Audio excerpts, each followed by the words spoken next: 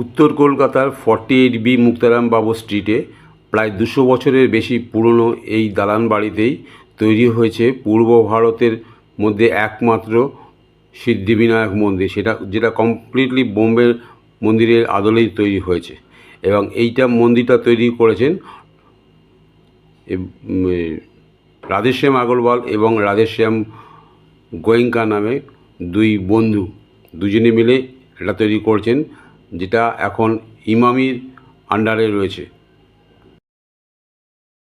এই মন্দিরের দুটো বৈশিষ্ট্য, একটা আছে গণেশজির সুর ডান দিকে বিদ্যমান, সিদ্ধিবিনায়ক সেই জন্য। আর একটা হচ্ছে যে কোনো ধর্মেরই লোক এখানে আসুক না কেন, কেউ কিন্তু বিনা প্রসাদে বাইরে বেরোতে পারে না, প্রত্যেকেই কিছু না কিছু প্রসাদ পাবেই। গর্ভগৃহের ঠিক বাইরে উপরে ঝাড়বাতিটা এত সুন্দর যে আপনার নজর কাড়বেই কাড়বে। আর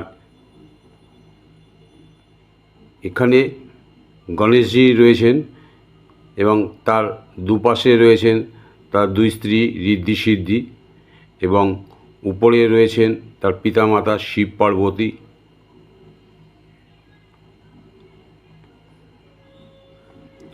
এই যে শিব পার্বতী রয়েছেন। আর এই গণেশজি ঠিক সামনের দিকে নাট মন্দিরে একটা রয়েছেন বজরংবলীর মন্দির, যেটা গণেশজির এবং দিকে মুখোমুখি অবস্থান করছে।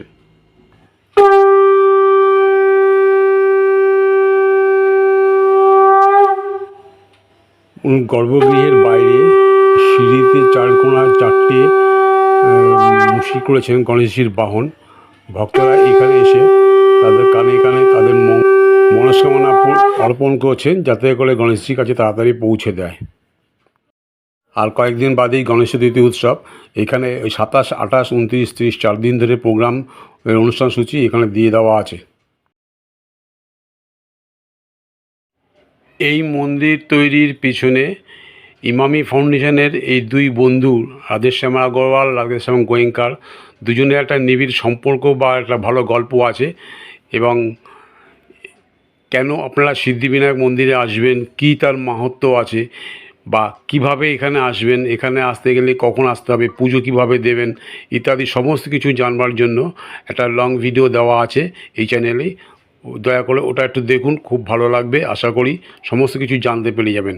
আর ভিডিওটা ভালো লাগলে বেশি বেশি করে লাইক ও শেয়ার করবেন। আর চ্যানেলে নতুন সদস্য হয়ে থাকলে সাবস্ক্রাইব করে পাশে থাকবেন এই ধরনের আরও ভালো ভিডিও পাওয়ার জন্য।